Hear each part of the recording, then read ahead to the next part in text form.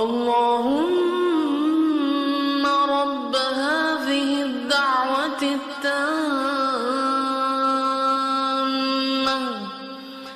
والصلاة القائمة آت محمدا الوسيلة والفضيلة وابعثه مقاما محمودا الذي وعدته.